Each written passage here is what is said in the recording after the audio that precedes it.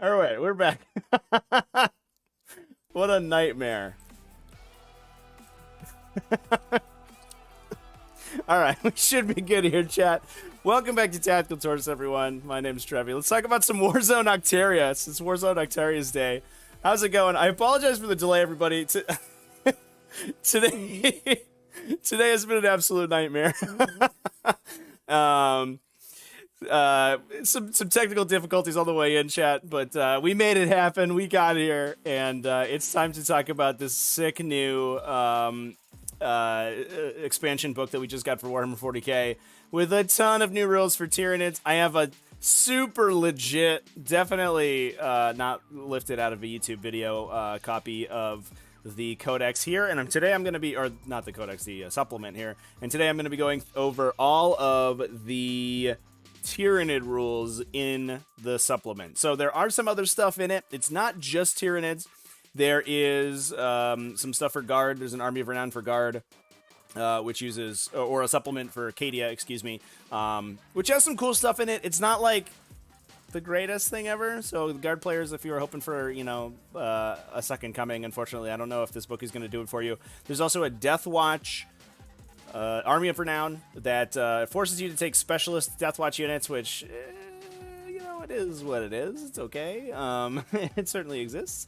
And then there's also a reprint of the Inquisition Codex. So the Inquisition Codex supplement is getting a bunch of new stuff, and or it's not getting any new stuff. It's getting a reprint of all its existing rules in this in the Warzone Octarius.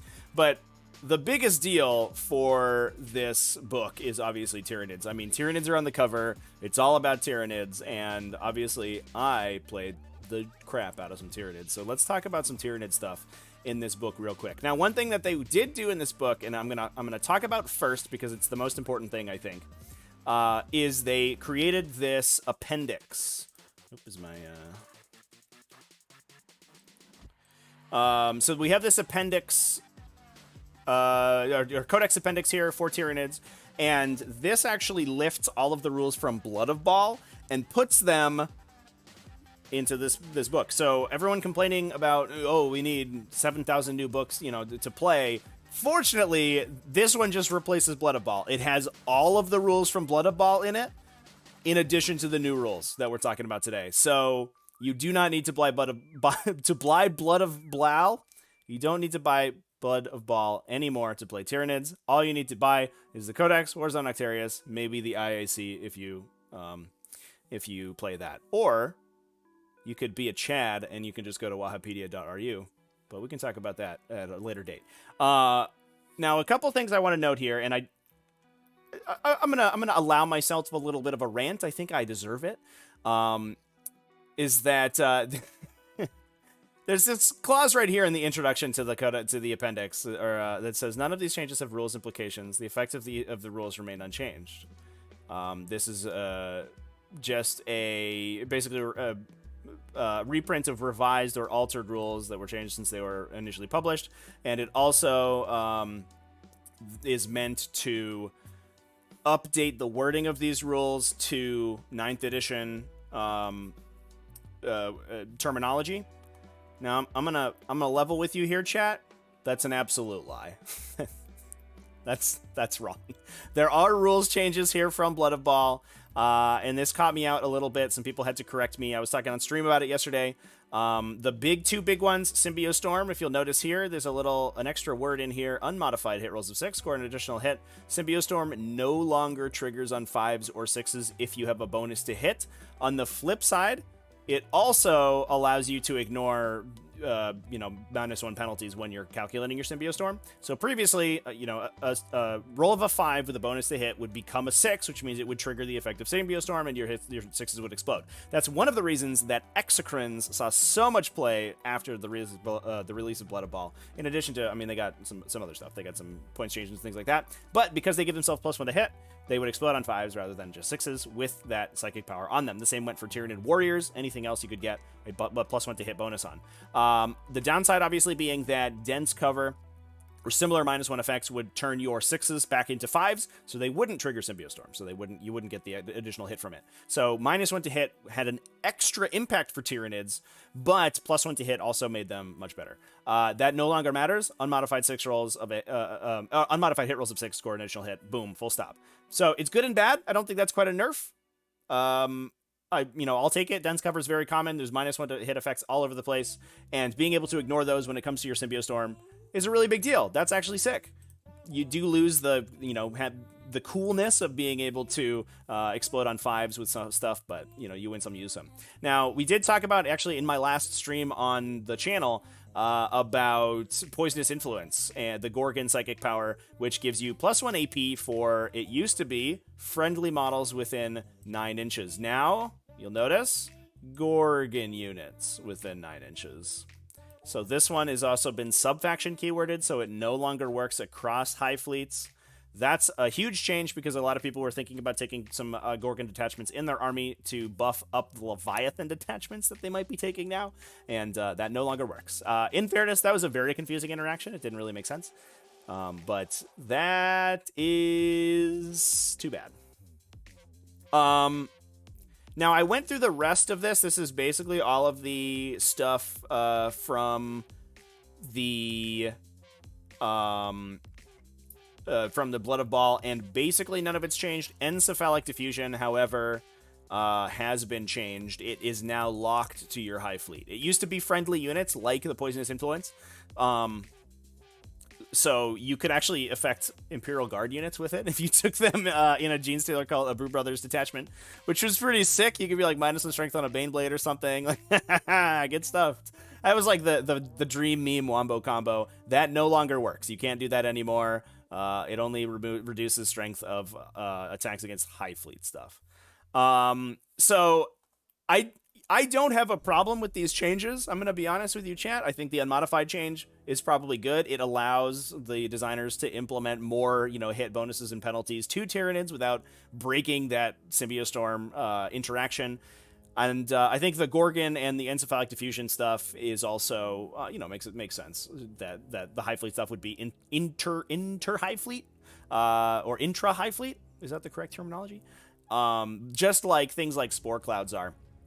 The downside is that they buried the lead here. They straight up tell you, if you just buy this book and read this section, it looks like you don't have to keep reading. There's nothing changed, but there are things changed, and either the designers don't know enough about the codex to know that the revised wording is different, like mechanically different, which, if so, is very damning. What are you guys doing? Or I don't know, they just wanted to, maybe they had an FAQ on the way and it just never got published. I don't know. It's obnoxious. I was annoyed by it, but a PSA for everyone out there, these rules did get changed. If there are any other changes, I didn't catch them when I was, forgot to silence my cell phone. Look at me go. I didn't catch them when I was going over the codex or the supplement, so if there are any other ones and in there, put them in the comment section, and we'll talk about those. But now let's talk about the new stuff. And I spent a lot of time today going over these, talking with people about them, taking down some notes. I think first off, let's talk about synaptic links first, chat, because this is super duper cool. So I've talked about this a little bit when we went over the previews for these rules, but the Hivemind Synaptic Link is now a new mechanic that Tyranids can use that gives them unique abilities that they can chain through all of their Synapse creatures. Now, it's a 12... The Synaptic Link specifically is a 12-inch range, not Synapse range, so things like Hive Tyrants don't get an additional extended distance on that. It's just 12 inches. But basically, you can target a friendly unit within 12 inches of the unit with the ability, and it grants them whatever the Synaptic Link ability says, whatever it says here. Or you can target someone who's within 12 inches of a Synapse creature within 12 inches of you, and that chains out infinitely. So if you have a Broodlord sitting on one side of the table, I mean, I think it's pretty well demonstrated in these drawings, in these diagrams right here. But if you are, like they say, a Turvagon, he has a 12-inch zone. he can, or I guess the zone throw up here, he's a 12-inch zone. You can chain out to the Hive Tyrant, who can pass that command out to a Broodlord, who can pass it out to a unit within 12, which is very cool. Personally, I think the chaining effect is going to be relatively situational. You can only have, in a 2,000-point game, you can only have 3 Synaptic Links in your army, and you also don't have that many Synapse creatures generally. You usually only have 3 or maybe 4 Synapse creatures. So getting to this position where you're like you're sending these abilities super far across the table, I don't think is really going to happen. I think generally speaking, at least in my head, I'm going to consider them as a targeted aura within 12 inches, and you can sometimes send it a longer distance. I think that's mostly how it's going to operate on the table. But these cross Hive Fleets, these are not Hive Fleet specific. Any Hive Fleet can take them. You do have to target a Hive Fleet, a unit in the same Hive Fleet with the Synaptic Link ability. So they don't go across Hive Fleets, but they are Hive Fleet agnostic, I guess. Unlike the rest of the stuff we're going to talk about, which is all Leviathan focused. Which is why we'll talk about this first, because this is going to impact every single Tyranid list you make, that whether or not it's Hive Fleet Leviathan. So each of the Synapse creatures in the Codex has its own particular Synaptic Link ability. All of them, except for the Zoanthrope one, cost you 15 points. And like I said, there's a cap of how many you can take. You can take up to 3. However, unlike a Relic or a Warlord trait or a similar ability, like a Chapter Command ability, you can double up on them. So if you have multiple units of warriors, you can take multiple bioweapon bonds, which is the big one. If you have multiple Broodlords, you can take multiple Mastery of Shadows. Obviously, you can't stack them on a single unit, but you can each target independently. And because they can only target within their own Hive Fleet, that does mean that you can take multi-Hive Fleet lists, and you can you can have access to things like bioweapon bonds on both of those Hive Fleets, which is sick. Now, we'll go through all of the effects of these one at a time. I think the important ones are the Tyranid Warrior one, Bioweapon Bond, and the Broodlord's Mastery of Shadow. There are some other good ones in here. I'll save those ones for the last. We have over here for Hive Tyrants, Malicious Direction. And one thing you'll notice is that it sounds like the ability is referring to the Hive Tyrant itself, but it's important to keep in mind that the wording of these abilities assumes that you have targeted a unit with them, and the unit then gains that ability. So a Hive Tyrant would target something with Malicious Direction. The thing with Malicious Direction then gets this ability that says every time a model in this unit does a pile-in move, it gets this additional effect. So in this case, the Hive Tyrant gives you a 6-inch pile-in move, a big boy pile-in, basically like Feeding Frenzy, the sub-faction trait. Now, Feeding Frenzy is a sub-faction, actually, I played a lot, especially at the start of 9th edition, and I absolutely loved it. The effect is really good. The downside is that the effect is not that good if you're paying for it. Actions don't turn these links off, was a question. It looks like they... that's a good question. I believe that they do.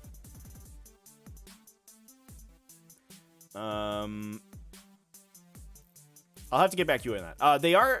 They are targeted in the command phase, so you will often be able to target them and then perform your action. So most of the time, it's not going to be a huge difference. It doesn't call them aura abilities.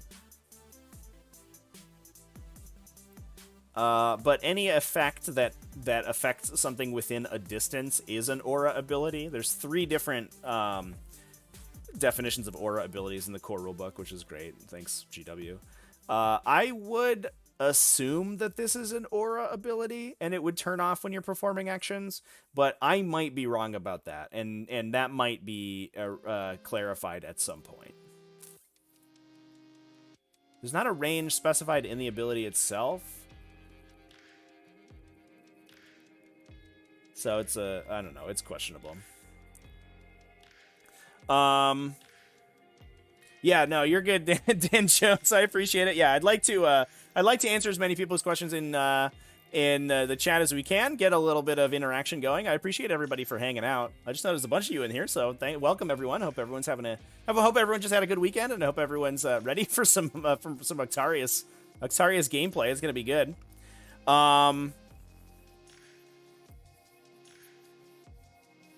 It's not an aura if they can leave the area and retain the effect. That's not entirely true. That's one of the definition of auras. The other definition of another definition of an aura is something that's tagged aura. The third definition of aura is any ability that affects a unit within a range. Full stop. And so because this says it affects units within a synaptic link range, it's questionable. I have no idea. I don't know. Whatever. That's I don't think that's gonna be a huge issue. That would maybe be something I would check with a TO about before you go to an event or something. But I'm sure that gets a clarification at some point in the not too distant future.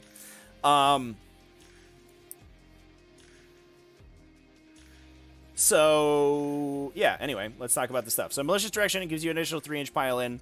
I like the effect. Unfortunately, you have to pay for it on a Hive Tyrant. I don't like that. It's also not good on the Hive Tyrant itself. And a lot of these are, there's going to be situations where either you're out of range or the unit you are intending to buff has been killed, and you have to target yourself with them.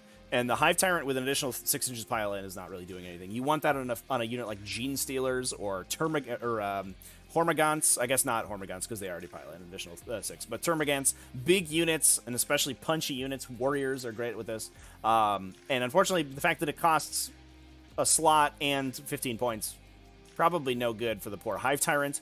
Focal Essence is the Maleceptor ability. Now, obviously, we did see a little bit of a debuff in the Maleceptor with the Hive Fleet keywording of Encephalic Diffusion, but I do think the Maleceptor might see some play now because it gives you a little bit of a rending ability. This is kind of a Blade Artist on an unmodified wound total of 6 on any attack. This isn't just shooting or melee. You improve the armor penetration characteristic of your attack by 1, which is pretty good.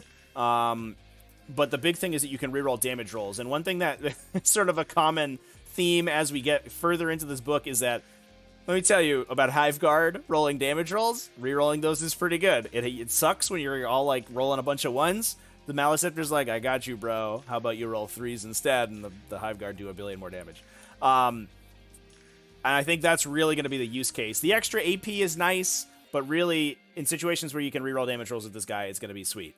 So I like the Maleceptors one. I've talked about the Neurothropes Psychic Creep. It gives minus to leadership and +1 to combat attrition within 6 inches to whatever you target with. Garbage. Throw that out. We don't need that. The Turvigon is another one that's important to talk about. Its weaponized gestation allows you to reroll unmodified wound rolls of 1 or 2 with ranged attacks. Now it seems like the intention is that you like put this on the big unit of Gaunts, and instead of just it gives them reroll 1s to hit, instead of just rerolling their 1s to wound because of their own ability, they're going to reroll 1s and 2s. You could also put this on Hive Guard though. So against T7 enemies, Hive Guard are going to be hitting on 2s or 3s, probably with rerolls from Kronos or Leviathan, and then rerolling 1s and 2s to wound. So against T7, a Hive Guard unit with this ability is full rerolls. If you also have the Maleceptor in there, also reroll damage. The damage output is astronomical. The downside is that it's stapled to a Turvigon, and that's rough. I think Turvigon's a really sad boy, probably a really sad lady, because she's giving birth to the next generation of Termagants, and unfortunately, it's 180 points, or 190 points, I believe, is the base cost of the Turvigon. Plus 15 for the upgrade to get the Synaptic Link, I think is too many. You can make a Turvigon build that's like very difficult to kill and a little tanky. They give you a psychic power, which is nice to have. The downside is that it's just so expensive, and it eats one of your HQ slots, which you are going to be wanting to be using to get some of these new abilities that we're talking about. Not only the Synaptic Links, but also some of the Warlord traits we're going to talk about later on. So, this effect is so good. It's so good, and I'm not sure that it's worth it. We'll have to see. I might be proven wrong. I don't think it is, but man, they're really pushing that Turvigon, dude. They're trying to get people to play them.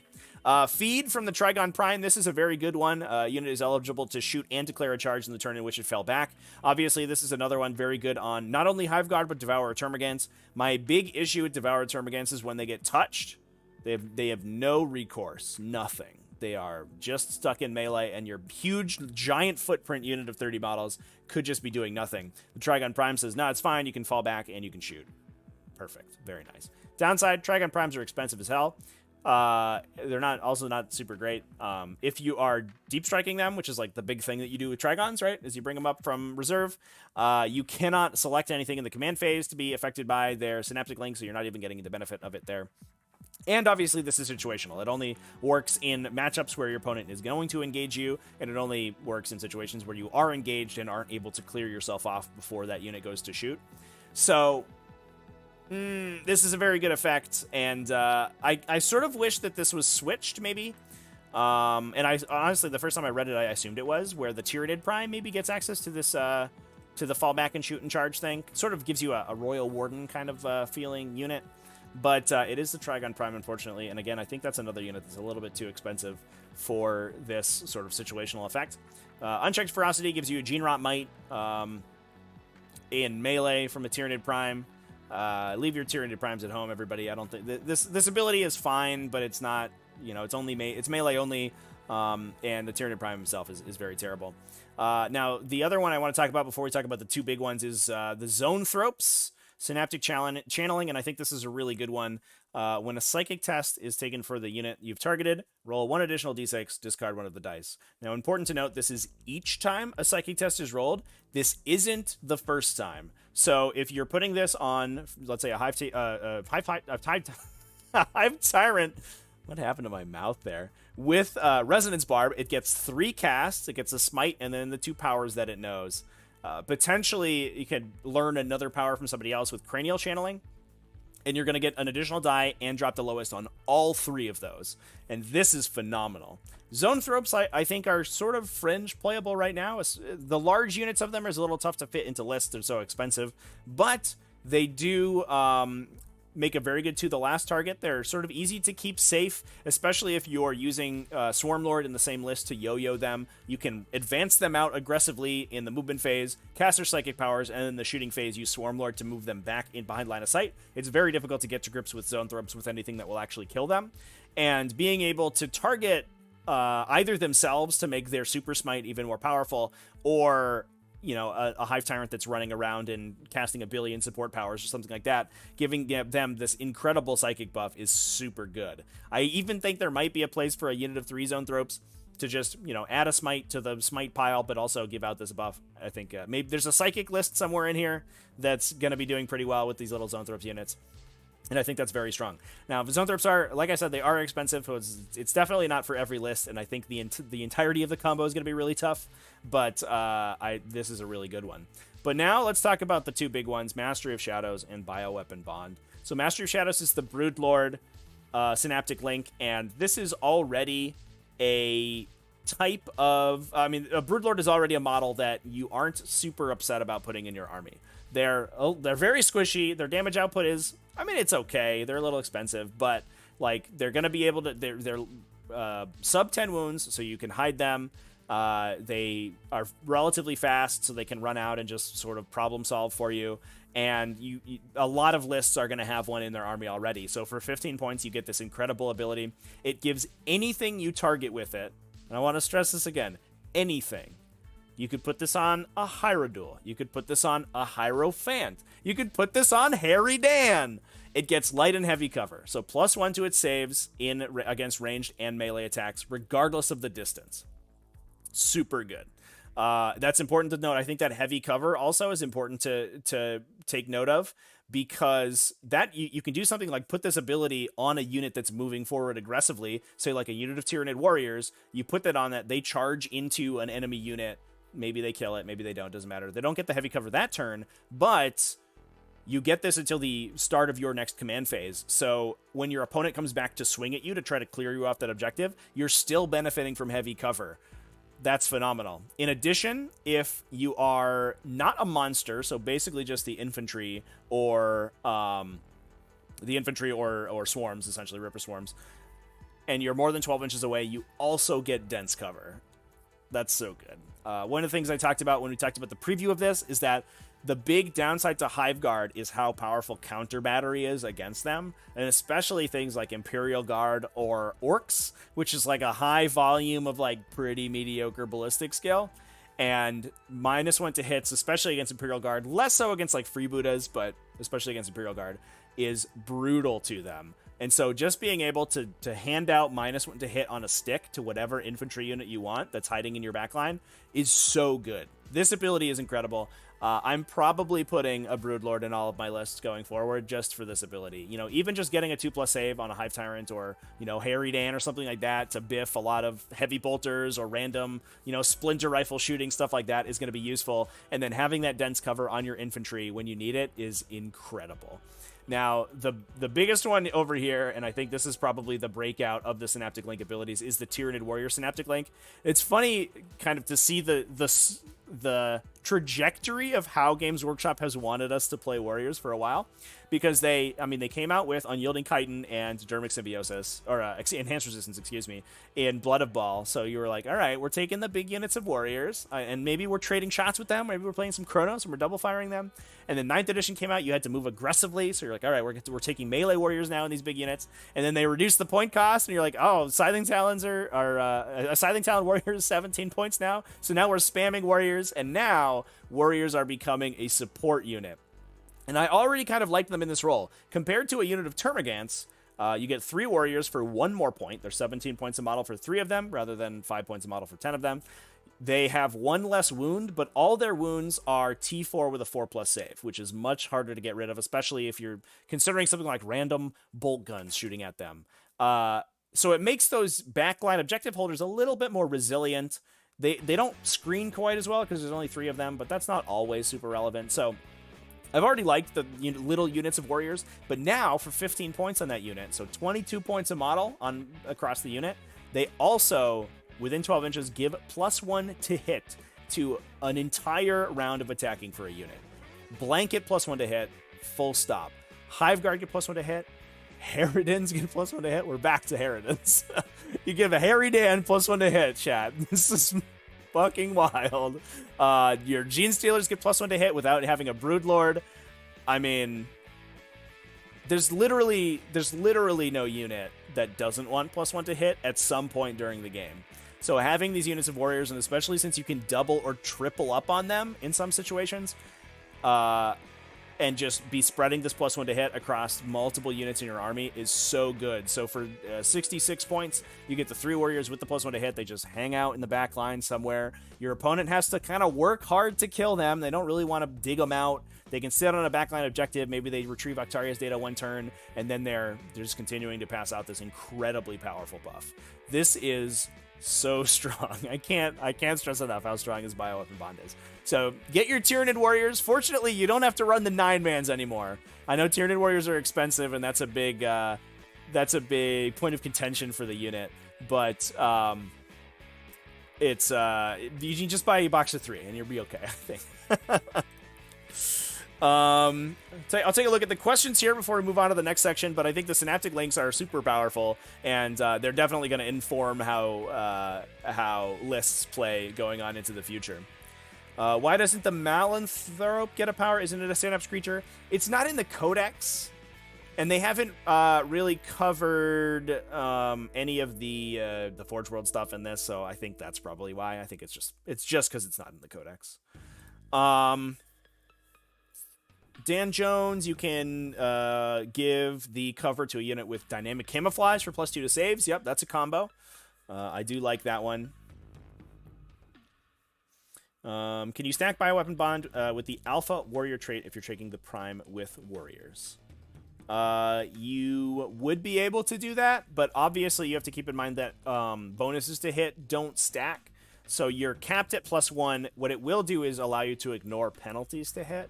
So you can use those two together to get a little bit of it. You know, if you're shooting into dense cover or something like that, it'll help you out. But otherwise, you want to be spreading out that +1 to hit across as big of a breadth as you can. No Toxicrins Synaptic Link? No, Toxicrins are not Synapse creatures. Only Synapse creatures got Synaptic Links. Tyranid Prime can be given Bone Swords, and the Relic Bone Sword made into a Character Hunter. Yeah, the downside is that, I mean, it's like, he's like strength 5, 8, 1 damage attacks, right? So you're like, take this Space Marine Captain, and he's still saving on, I think he's still saving on 3s, and then he takes 1 damage for every failed. So you ping him for like 2, and then he's like, whatever, I'll kill you. Sad. All right, let's move on to the big part of this list over here, chat. Let's talk about Codex, the Leviathan Codex supplement. So this is basically like all of the Codex supplements we've seen so far for 9th edition. So if you think about something like the Metallica supplement, all of the Space Marine chapter supplements work the way that this will. And the Cult of Strife supplement, I think, is the most direct comparison. So if you are bringing a Leviathan detachment, you'll get access to these abilities, essentially. Most of them, I mean, they're all, Leviathan keyworded, so they basically only affect the detachment that the Leviathan detachment that you brought. But, yeah, that's, it's certainly going to help out your Leviathan lists. Now, Leviathan, in terms of I guess the sort of internal balance of Tyranids, Leviathan was always kind of like a step down from the big two, the big Kraken Kronos, and then we had like Leviathan and Jormungandr hanging out over there. Gorgon sometimes like crept its way kind of creepily up. But now they get a huge swath of abilities that are very difficult to ignore. And for that reason, Leviathan's really, pulling itself back up, and I think definitely is going to be... It's certainly the most pushed Hive Fleet now. I don't think it's not to say that, you'll never see any of the other Hive Fleets, and I think that there are interesting combos that you can use with them, and I think you can potentially... I know somebody was asking right at the start of the stream what I thought about multi-Hive Fleet lists, and I think those are still perfectly viable. And I think there's even, potentially like a Leviathan Kronos list that's in there somewhere that can really stack some incredible shooting buffs across the entirety of the army, be like a really powerful gun line. But now Leviathan gets a whole host of additional warlord traits and stratagems that you're going to be able to use on your army, and it's going to be a big deal. So let's talk about them. We'll talk about the warlord traits first. Now, an important thing to remember before we talk about warlord traits is access to this ability right here, Alpha Leader Beast. I thought when it was previewed on Warhammer Community, I thought this was going to be like a Space Marine hero of the chapter. We were like, pay 1 CP, pick a dude, he gets a warlord trait. It's not like that. It's more like the Space Marine supplement stratagems, where when you have a warlord who has a warlord trait, you pay the CP to give them a second warlord trait. Now, there's some wild stuff you can do with this just based on how the rule works. And we'll talk about that in a little bit. But keep in mind when we talk about these warlord traits that you always have access to getting a second one. The second one has to be from the Leviathan trait table as well. And I don't believe it can be perfectly adapted. Yeah, it has to be one of the 3 that's listed right here. So perfectly adapted is still an option for the Leviathan characters. It's 1 reroll per battle round. So hit, wound, saving throw, charge, I think. Or maybe damage roll on... you just get that for free every battle round, which is a very good one, especially for Hive Tyrants. And you can wombo combo some Hive Tyrant combos in here that are going to be pretty difficult to get through, especially he's got that 4+ invulnerable save, you got a CP reroll banked, you got that perfectly adapted reroll, and your opponent has to get through a really resilient invulnerable save to actually deal damage to this guy. So that's still a very good warlord trait, but we have to talk about it also next to all these ones. The first one, the biggest one we're going to talk about here is Swarm Leader. We saw this one previewed. It's Chapter Master, but for Tyranids and at 9 inches. Full stop. You pick something within 9. It can't work. It doesn't work on monsters, unfortunately. So Harry Dan does not get full rerolls. Probably a good thing. The Tyranid monsters, outside of ranged attacks where you really want them, they typically reroll their own ones because almost everything has Scything Talons. So it's not the end of the world that you can't target monsters with them. And honestly, this is going to get slapped on Hive Guard every turn, and you're going to go off to the races. So this ability is super powerful. I mean, we're going to love it. It's super good. The next important one, I think, is strategic adaptation. This did not get previewed, which is good because I would have lost my absolute mind. It's a rapid redeployment. That's it. So after deployment, before the first battle round, so after the roll to go first happens, you pick 2 Leviathan units from your army. You can redeploy them according to the mission rules, or put them into strategic reserve for free. That's amazing. One thing I talk about a lot is the downside of Hive Guard is that short range. So oftentimes they can't take the optimal position because either they are going to be out of range or They can't hide in, behind line of sight blockers and stuff like that and be in range. Sometimes your opponent can once the Hive Guard go down, your opponent can counter deploy them, and you're not going to be able to get shots in turn 1 or whatever. Strategic Adaptation fixes that entirely. It also, if you're running any of the real big stuff, so I mean, I've been playing Harridan for the last like month and a half. If you're playing a Harridan, you lose the roll to go first, and your opponent has like 10 Cognis las cannons pointing at you. You're like, don't worry, he's out of here. You just take him off the table. You reserve him for free. He normally costs 4 CP to reserve, but this one you reserve for free, and then he comes back in turn 2, and he just blows your opponent's army up. It's any of the lists that are relying on units like not getting alpha struck get such a huge bump from bump in consistency from this warlord trait. The world to go first is no longer the end of the world for Tyranids. You're no longer like, oh, I hope my Hive Tyrant who's like peeked out in line of sight doesn't get killed by a Riptide on turn 1. You're like, all right, I'll just squeak him back so you can't see him. Incredible. I think this is gonna be difficult to cut this from a Leviathan list. I think you're almost always going to take Swarm Leader. You have access to a second Warlord trait from that Alpha Leader Beast. And Strategic Adaptation is like, super good. So whether or not you take that is going to be a big question. Gestalt Commander we talked about. It lets you flip between Warlord traits from the other Hive Fleets. This is a really good one. Unfortunately, the downside is that it's competing against these 2 incredible Warlord traits over here. Perfectly Adapted also kind of falls into this category where you're like, I really want to take this Gestalt Commander because it's useful in every phase of the game. You can get a damage buff from Behemoth. You can get a fight first when you need it from Hive Fleet Kraken. You can get ignore cover when you're in a shooting match with somebody. Like, it's always good, but it's not quite at the same level as these other 2 here. There's going to be situations where you don't feel like you need Strategic Adaptation, and especially if you're in like a meta game that has a lot of terrain and you can usually like kind of deploy defensively. You're not playing a list that's like super contingent on going first or protecting your heavy hitters on turn 1. Then you can leave that one at home. Maybe you take a Gestalt Commander, but it's so hard to fit in. This is a great Warlord trait, but I'm not sure I'm going to see it too often. Too bad. We also have some relics here. There are some important ones to talk about. I think as exciting as these ones are, I think these are very flashy. I think the most important one is Adaptive Neural Lobe. This is a CP regen. It works like an old school like Helm of the Third Eye. Every time your opponent spends a CP, per CP, importantly, you roll a d6 on enough 5+, you get a command point. Sweet. I think if you only have one relic in your list so far, so you've taken a Resonance Bar from somebody, maybe you've taken a Xenogenic Acid or something like that, and you have that 1 CP from Bounty of the High Fleet to take another relic for freezies, or for not free, it's 1 CP, but you are probably most likely going to at least break even with the Neural Lobe. I think on average, lists have 7 to 8 CP to start with. They'll get an additional 5 over the course of the game, plus their own CP regen.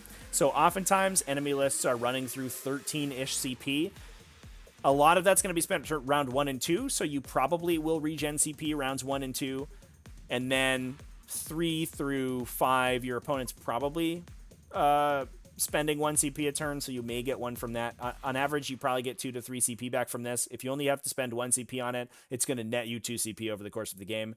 That's super, super duper solid. And especially since Tyranids are already CP strapped with the amount of stuff they have to do in order to squeeze damage out of their units, but also have a bunch of new utility stratagems that we're about to talk about. I think this Adaptive Neural Lobe is a sleeper hit in this supplement right here. Now, we also have some interesting ones. Obviously, the Synaptic Hive Blades are pretty cool. I don't really rate them personally. You ignore invulnerable saves, excuse me. But it's only on Bone Swords or Monstrous Bone Swords, which are not a great profile, and you can kind of jump through hoops to buff them up a little bit. Obviously, Murderous Eyes is available for +1 strength and damage. I know some people I was talking to recently were talking about using it alongside War on All Fronts so that you can get reroll 1s to hit, so you're not missing out your Scything Talon reroll. It seems like a lot of work. to hit somebody with like an AP2 attack, or I guess an AP3 attack, which is fine. But I'm not sure I like it more than just regular Scything Talons. It's probably okay. Biomorphic Carapace is probably the other real breakout here. -1 to wound against the bearer. Full stop, not ranged, not melee, it doesn't matter. Every attack against them is -1 to wound. This is great on a Hive Tyrant. It's great on a Turvagon. You want to make a Turvagon hard to kill. Toughness 8 with -1 to wound is really difficult to get through. So I like that one, and especially, you know, if we're talking about making a Hive Tyrant that's super difficult to kill, you know, you can be getting cover from a Broodlord, you can be getting potentially a Catalyst. You also, if you don't have Catalyst, you have the 6+ damage ignore from Leviathan innately, and then you have a reroll from Perfectly Adapted, a reroll from a CP, and your -1 to wound from the Biomorphic Carapace. You can potentially be +1 strength against that guy with the Maleceptor. You can be, or -1 strength, excuse me. You can be -1 to hit from a variety of different ways. And you can have a Hive Tyrant just sort of sit out in the middle of nowhere and be like, what's up, dude? Take a bunch of damage and not really, not go down very quickly. I do like this one, and especially if you're running like multiple Smashy Hive Tyrants and you can fit another relic in your list. I think this one's pretty good on a Smashy Hive Tyrant, because oftentimes in the matchups where the Smashy Hive Tyrant's really good, the game is determined by how many turns your Smashy Hive Tyrant can do stuff, and the Biomorphic Carapace just makes it more likely that they get another turn of doing their thing. We also have the Void Crown over here. This one's a pretty interesting one. It gives you, it allows you to know an additional power from the Hive Mind Discipline, so it can't know the Leviathan power. Obviously, you can just take that normally with one of them. And then it allows you to do a psychic action in addition to 1 psychic power, and it gives you a 9+ undeniable powers on a 9+. So I think this is like a kind of a good place to put that buff from the Zoanthropes. Obviously, the roll 3d6, choose the highest. So you have a even greater chance of rolling that 9+ for undeniable powers. I think there's some good use cases for this. Somebody pointed out that I think Neurothropes are probably a pretty solid place, because they have 2 casts, but one of them has always been locked to Smite since they only know 1 power, unless you Synaptic Channel to them. But now with this ability, you can cast 2 support powers with them, because you'll know an additional power. I think that's probably the premier place for the Void Crown. Other than that, Resonance Barb's really good, especially if you have a caster that already knows 2 powers. Just that Resonance Barb, man. It's so solid. I don't know how much the psychic action synergy is going to be effective.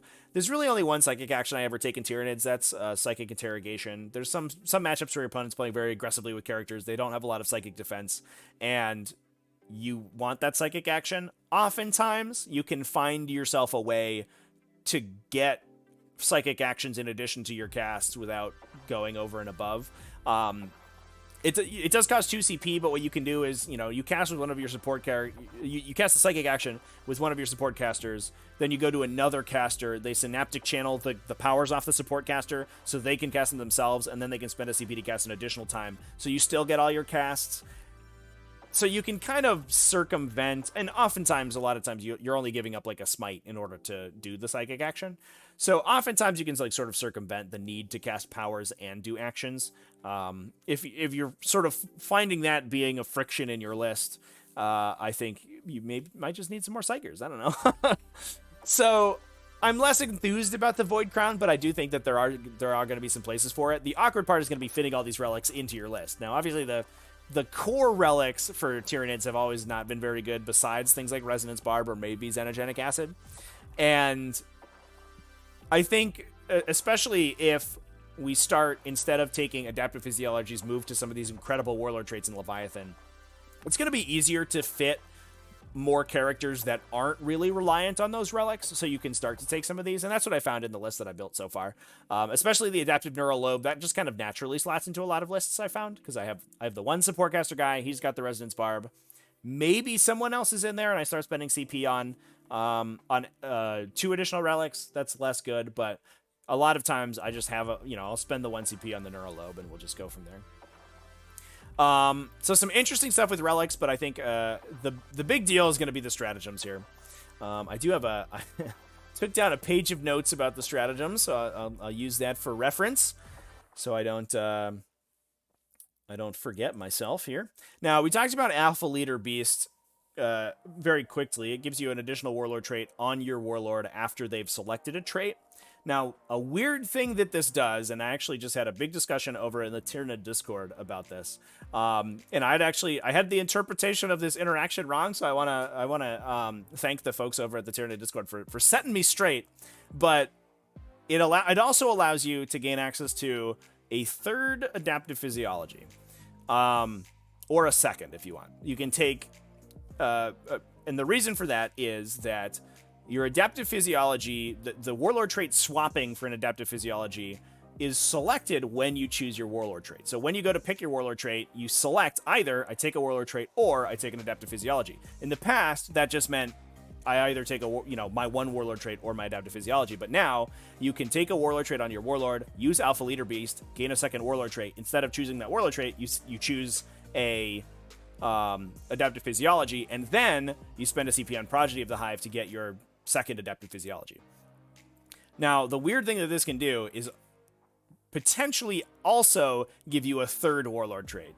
Now, we went down a rabbit hole with this one, and in fairness, this is a little questionable. It could be errated or FAQ'd in a different way, but elsewhere in the rulebook, specifically in the cover section, additional effects applied on top of an original effect are applied in absence of the original effect. So this gives you an additional Warlord trait. And because of that previous ruling, the precedence is that you don't need to already have a Warlord trait in order to gain an additional Warlord trait. So when you go to make your character your Warlord, you say, I get a free Warlord trait. I'm going to swap it for an adaptive physiology. I'm going to pay a point for Alpha Leader Beast. I get a Warlord trait again. I swap it for another adaptive physiology, and then I Progeny of the Hive to get a third one. Long story short, rules as written, you can use this to get a third adaptive physiology. Here's the deal, though. I don't know if you're going to do that. It's possible, and we could make some meme lists. I might play a list with 3 Smashies at some point in the not-too-distant future. But at the end of the day, these Warlord traits are incredible, and I'm probably going to have one or more of those, almost regardless of what else is in my list. So I don't think that interaction is particularly impressive, but you can certainly get a Warlord trait in addition to 2 adaptive physiologies. That's not even in question. That's absolutely the case. So that's great in and of itself. It's a real question of whether or not you want that second Warlord trait versus the second adaptive physiology. I think that's going to be a real contention, and that depends very much on your list, but I think that opens up a real breadth of list building opportunities, which I really enjoy. All right, we talked about Alpha Leader Beast for way too long. Let's talk about some of this other stuff. Relentless Fury is a super duper powerful stratagem. It's exploding 6s on all of your attacks, or in all of your attacks in either shooting or fight phase. So on either melee or ranged attacks. If you are,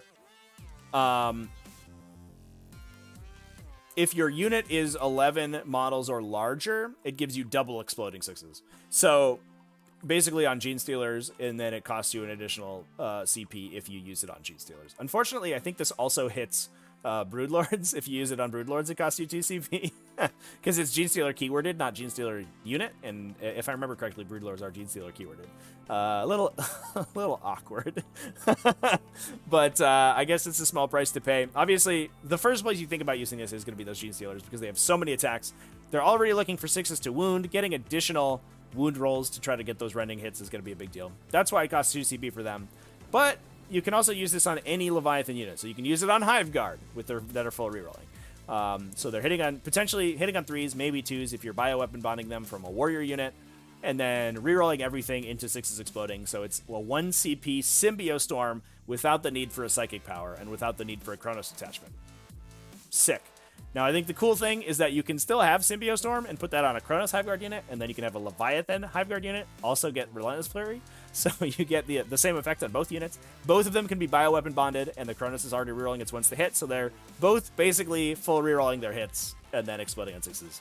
I think that's cool. I don't know if it's good, but it's definitely an interesting multi-faction list if you're looking to just pull like the maximum damage out of Hiveguard.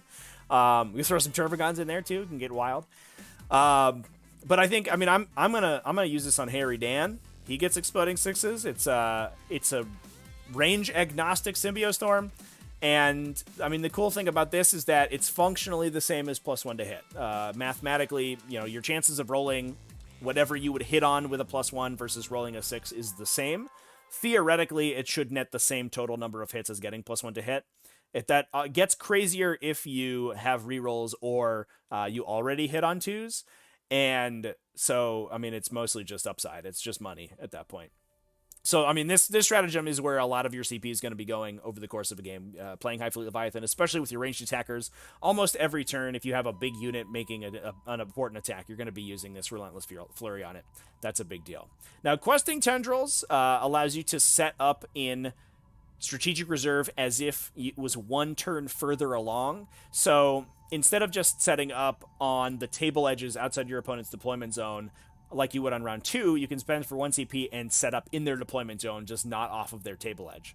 And I kind of poo-pooed this a little bit because I sort of ignored it, but I remembered that you can use the Warlord trait, the strategic adaptation, to put your stuff in Strategic Reserve. And there's going to be some situations where that does come up. I don't think it's going to be every game, and it might not even be in 5% of games. But there is, you know, every once in a while going to be a game where your Hiveguard would have to be out in the open, you lose the roll to go first, you Strategic Reserve them, and then turn 2, they comment off a table edge, and you blow somebody up. And I think that's going to be great.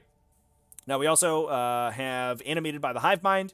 This essentially allows you to automatically explode your monsters, which is cool. It doesn't work on Titanic monsters, unfortunately. So I think the biggest use case for this is going to be any of the monsters that hit you for a flat 3 mortals. So that's things like Toxicrins or Hierodules that works on.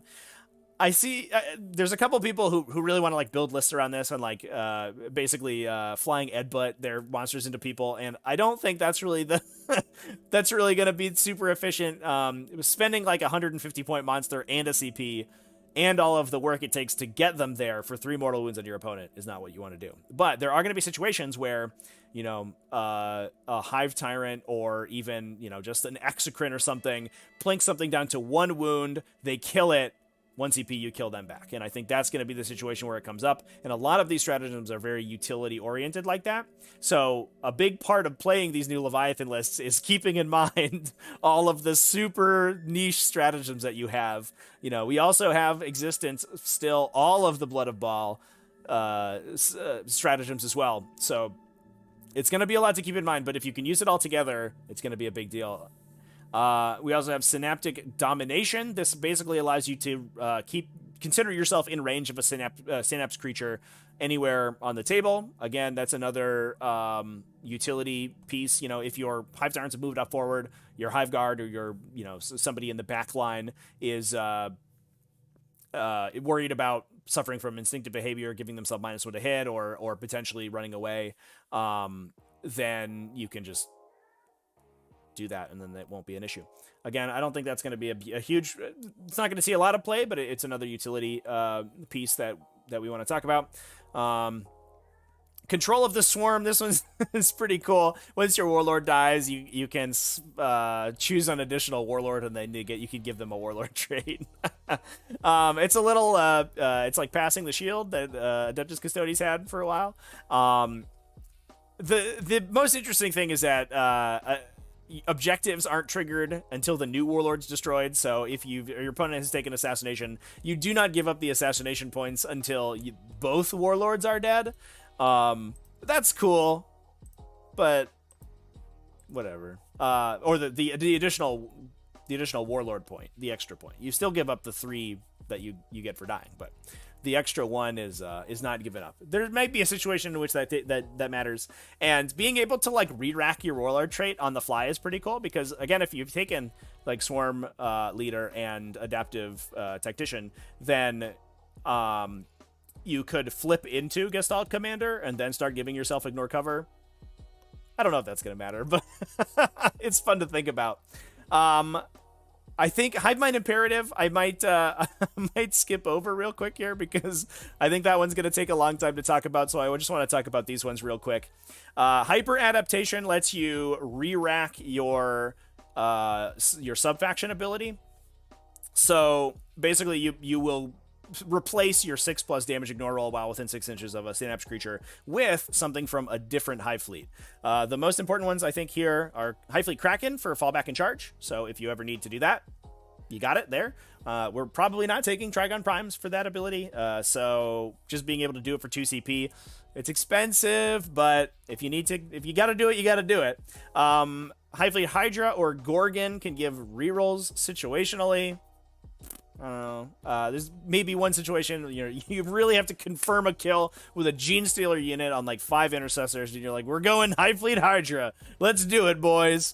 I think those are probably the situations where you're going to use this. Otherwise, I mean, maybe you could use it for 2 CP to like give reroll 1s to your guns or something. I don't know. I don't know if that's going to be a big deal. I guess an interesting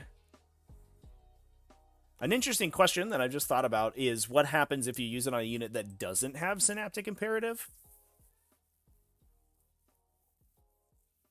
I guess, I mean, instead of infers that you're replacing it, and I imagine that gets FAQ'd that way, but yeah, I imagine you can't use it on stuff that already doesn't have a sub-faction ability. That'd be cool, though. I don't know.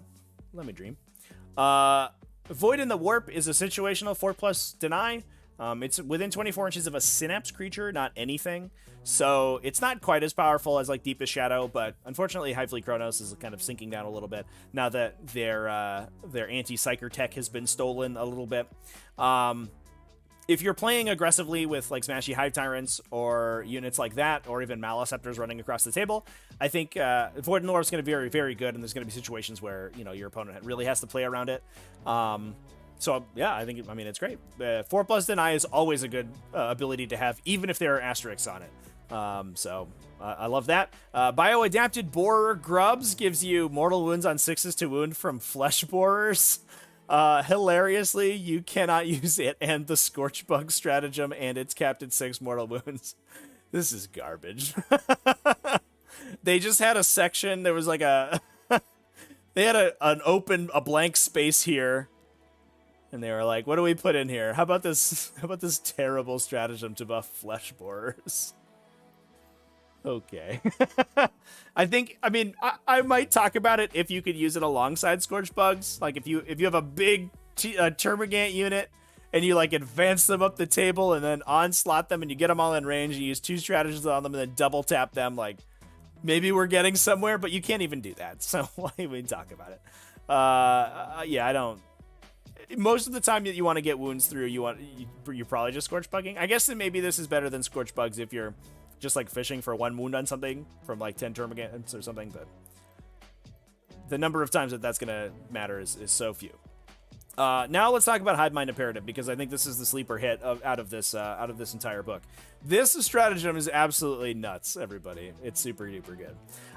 It selects a Leviathan unit within 12 inches of a Synapse creature. So importantly, it's also in your command phase. So importantly, you have to already be within 12 inches of the Synapse creature, but it applies for the remainder of the round, so until your next command phase, which means that it's kind of a synaptic link almost. You're within 12 inches of the Synapse creature, you ping the buff onto them, and it sticks on them, and they can run away and do whatever they want after that, and they still get all of these effects, regardless of where they are in relation to the Synapse creature.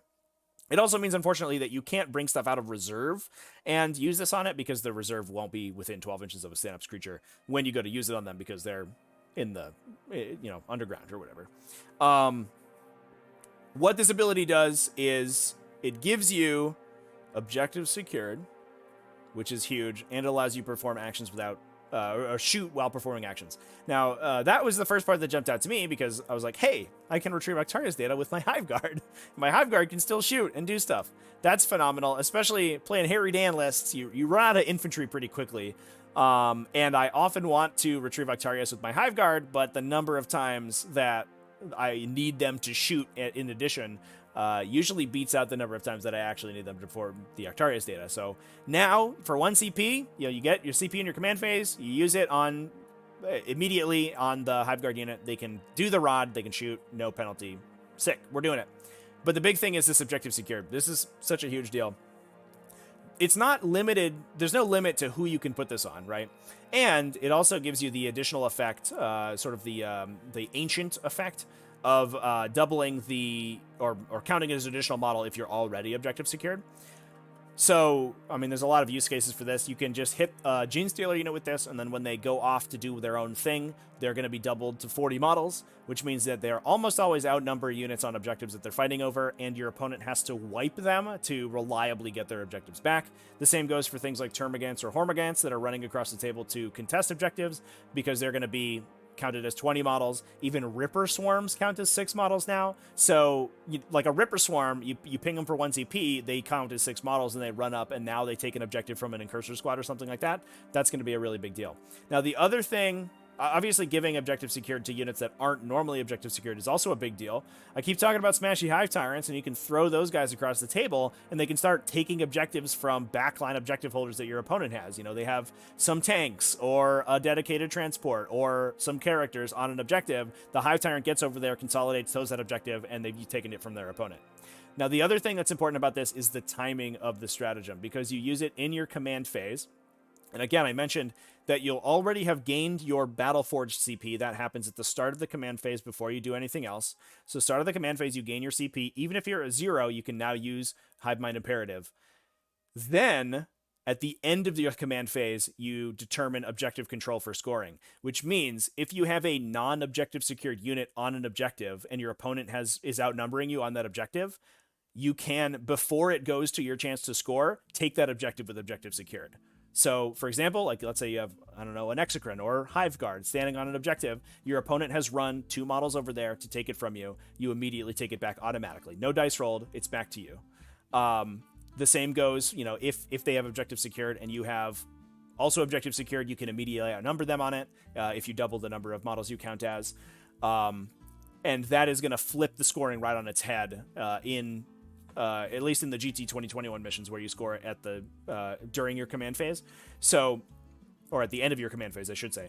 So that ability alone is ridiculously flexible. It's so good. You can use it offensively, you can use it defensively, and Tyranids have this sub-theme of playing the missions super effectively. They're super fast. They have lots of chaff units. You can run around the table. You can get your maneuver secondaries. You can keep your opponent off balance on secondaries. You can break their banners. You can do all that stuff. And this ability plays directly into that. It's so good. I really, it's not, I mean, it's another ability that you're not going to use every single game, but there's going to be situations where you're like, man, if only I could take this objective, or if only I could break your banner or something like that. It's going to swing the score so heavily. And this is how you do it. It's a 1 CP stratagem. Oh my god, chats! This stratagem's so good. So good. That isn't a link, it's a command strategy.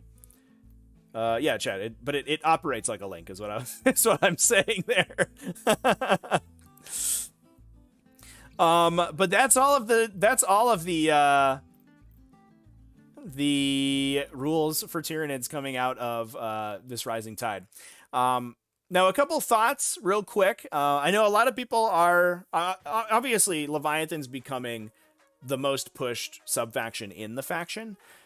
And I mean, you know, people have mixed feelings about that. Obviously, having all of the other factions be relatively competitive with each other is always good. I think Leviathan, with this, you know, an extra 3 or 4 pages of abilities, is definitely going to steal the spotlight. And I do think that I guess the less exciting versions of the Tyranid builds do get a little bit of a leg up here. You know, the list with 1 or 2 units of Hive Guard that play very defensively, play very tanky. Those are going to be much more effective. That makes your synaptic linking much easier if your army is compacted, rather than if they're stretching out across the table. And all those rerolls and all of those offensive buffs really impact multi-damage ranged attackers insanely. So I do think that we might see sort of more of a dominance of like the double Hive Guard meta game, and especially with stuff like redeploy, that makes double Hive Guard a lot easier to play. In the past, it was very difficult if you didn't have perfect terrain, like 1 or 2 units of Hive Guard would get sniped out, and you're like, this sucks. But I do think that you have a lot more optionality with that strategic adaptation warlord trait in there. Now, I did make a list with Harry Dan in it. Let me grab it over here real quick, chat. And I am playing it on RTT this weekend, and I'm probably going to play this list. Here's my little paste bin. This is super legit. And here's how I've basically updated the Harry Dan list to make use of all of these new abilities. Now, I did cut the Smashy Hive Tyrant from the list, and that was mostly to make room for the second Warlord trait. And I think playing Smashy Hive Tyrants is still probably a very defensible place to be. The Harridan in this particular style of list basically takes up, it audibles one of your adaptive physiologies, because you basically have to Dermic Symbiosis that guy so he doesn't get hammered too hard. He should get hammered a lot less now with that Broodlord in there, but it does mean that between the two Warlord traits, you are only going to get 1 or 2 adaptive physiologies. So like there is a friction there, but I think it's just gives you more options, and it makes the list building process a little bit more interesting, because there are so many cool things you can do that you just want to do them all, but unfortunately you can't. So I do have a Resonance Barb Hive Tyrant in here. He's the Warlord with the Chapter Master and the Redeploy adaptive, I keep forgetting what it's called. Strategic Adaptation. Excuse me, chat. the Redeploy Warlord trait. I have the Broodlord for the Dense Cover and Light and Heavy Cover. Swarmlord in there to double move people. 2 units of Ripper Swarms. 1 Tyranid Warrior unit with +1 to hit on them from the bioweapon bonds, and then a big unit of Gene Stealers to maybe get some of those buffs, maybe just act as an aggressive unit and as an infantry sweeper. 2 Lictors, as well as the Hive Guard unit, and a Harry Dan. I think this book is nothing but buffs for the Harry Dan style of list, and I know there's some people in chat who were talking earlier about how excited that their Harry Dan is seeing some play, and how they're picking one up, or they just picked one up. And I think the Leviathan Harry Dan list is so strong. I've talked about the reasons for it beforehand, but the Flurry stratagem, Relentless Flurry, giving them exploding 6s without needing to have access to Symbiostorm is a big deal. +1 armor save from the Broodlord is a big deal. +1 to hit from the Warriors, the bioweapon bonds, also a big deal. Those 3 things alone are super huge buffs for Harry Dan. But in addition, the ability to redeploy. So if you're in a bad situation and you think your opponent can table Harry Dan on turn 1 if he goes first, and you lose the roll to go first, your whole army hides, Harry Dan goes off the table, and you just wait until next turn. You do it for 0 CP. You don't have to pay them beforehand. He comes down anywhere on the table. Unfortunately, he doesn't get the buffs when he comes down, but that's not the end of the world. I think that the Harry Dan list is the truth, chat. I do think that there's probably also going to be some Hive Guard lists in here, and I actually was meaning to build one before I jumped in to the stream, and we might just do one real quick. I think that... oops. I think that there is probably a Leviathan plus Chronos build in there that we can maybe play around with. If we do something like take 2 units of Hive Guard, 1 in each, and then you can apply the buffs to each individually. You can double tap whichever one you feel like is going to, deal the most damage, and then you're basically spreading your rerolls and your exploding hits as far as you can. I think that's certainly an interesting direction to go in. So if we are 6 Hive Guard in each, we'll call this the Leviathan detachment, I guess. So this one basically just needs a character to hang out and give the Hive Guard rerolls, and then the Chronos detachment just needs somebody to give them Symbiostorm, so we probably play like Neurothrope in the Chronos detachment, this is probably going to end up being a patrol. And then you take, I think you generally want more stuff to be in the Leviathan detachment because they get that 6+ damage ignore. We take Genestealers to act as bodyguards and to play aggressively. And then we can maybe take, I think an interesting pick here would be a warrior unit. Maybe a warrior unit goes into the Chronos detachment, actually. In order to bodyguard for the Hive Guard, so you can wrap them physically with the warriors in order to make them harder to deal with. But then you also have that the additional benefit of having that +1 to hit. If I can find my troop slot, there it is. So we get, you know, warriors with double scything talons, and we take, like, I think maybe between 5 and 9, maybe. So there's 5 warriors. We'll call it 6, I guess. I don't know. So that's a Chronos detachment. That's a Leviathan detachment. And then we take, I think we fill the rest with, like, with Hive Tyrants, basically. So you have full rerolls and exploding 6s on the, I think we go Hive Tyrant, Swarm Lord, Hive Tyrants. And then we have, if we spend 30 points on... This has no Broodlord in it, which is not the end of the world. If we spend 30 points on the Synaptic Link abilities, then you give 100 points to spend on utility stuff. So those can be Ripper Swarms and Lictors, probably. Although we definitely want to add upgrades to these guys because they need wings. So we probably have much less than that. Yeah, so we have still 50 points.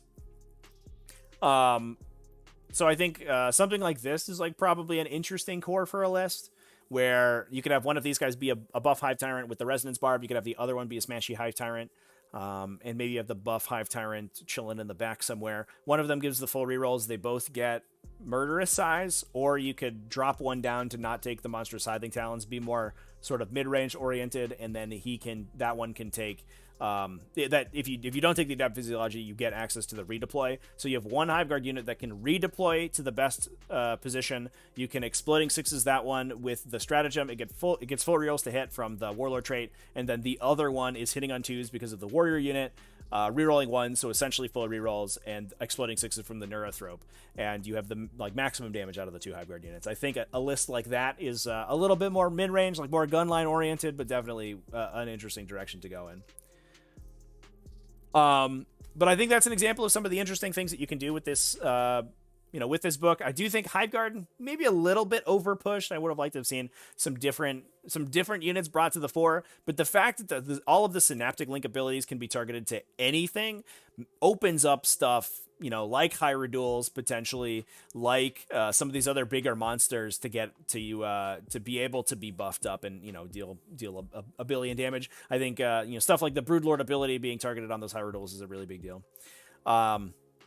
So yeah, anyway, those are my thoughts on this Warzone Octarius chat. We've just been talking for 80 minutes about Warzone Octarius. But I'd love to throw it back to you guys. So we'll do some talk with the chat.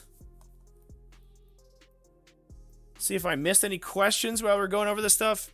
Can you use Synaptic Link abilities outside Leviathan? Asks Ben. Absolutely. The Synaptic Links, are Hive Fleet agnostic. They have to target the same Hive Fleet, so they're inside the same Hive Fleet. But any Hive Fleet has access to them. Any Hive Fleet can take them.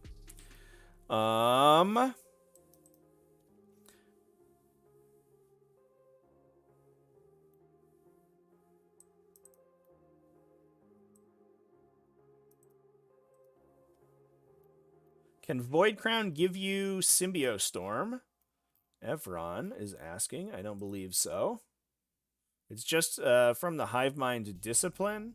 Yes, 1 power from the Hive Mind Discipline. So those are the 6 spells in the Codex Tyranids. I don't know. They call them something in this book. I think they're just Hive Fleet spells or Hive Fleet psychic powers. Is the list of psychic powers from. Yeah, Hive Fleet psychic powers, exactly. From Blood of Baal. So the Void Crown does not give you access to them.